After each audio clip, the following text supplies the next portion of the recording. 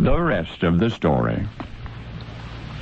Detective Nick Carter paced the crime scene, shuffling the cluttered puzzle pieces in his mind. What facts were known thus far? Well, one, in a chicken coop on a farm in Kentucky, 3 young children were found tied up. A passing neighbor had heard them calling for help, discovered them cowering in the darkness.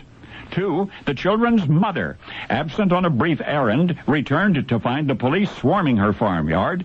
Questioned, the shaken woman said that she could think of no one who might wish to harm her little ones.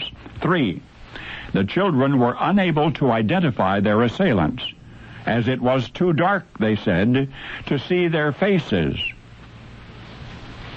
Well, the nature of this crime was baffling in itself. Had robbers tied up the children to keep them out of the way, only to be frightened off by the neighbor? Or had some evil characters, finding the youngsters alone, intended to do them even greater harm?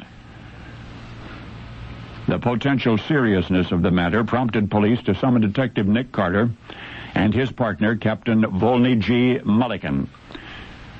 That's where you came in.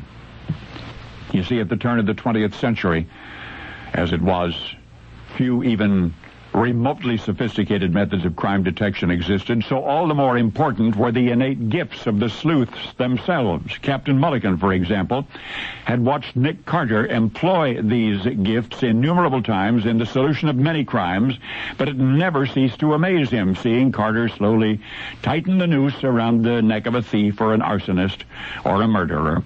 And in this case, were the criminals any of these, or none at all, or perhaps all? Well, as it turned out, the case would be solved before Mulligan could stop musing.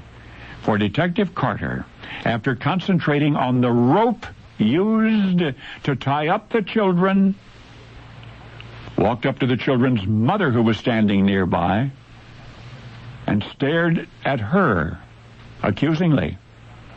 Realizing she'd been found out, the woman broke down and confessed.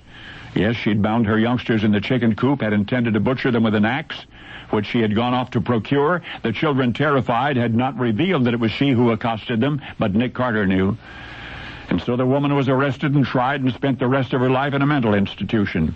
Throughout the brilliant career, Detective Nick Carter investigated more than 600 criminal cases. In 1 year alone, he solved 126 out of 161. That's a conviction rate of 78%.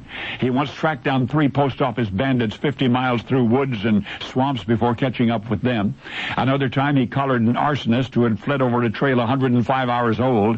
That set a world's coldest trail record, in which a criminal was actually apprehended. And today, you've relived the case of the proximate perpetrator, in which Nick had set yet another record, that of the shortest trail, just 10 feet from the crime scene to the feet of the would-be murderess. For Detective Carter could tell by the rope's smell who had tied up the children. That's right. Nick Carter, recognized the world over as the best ever of his kind, was a thoroughbred Kentucky bloodhound.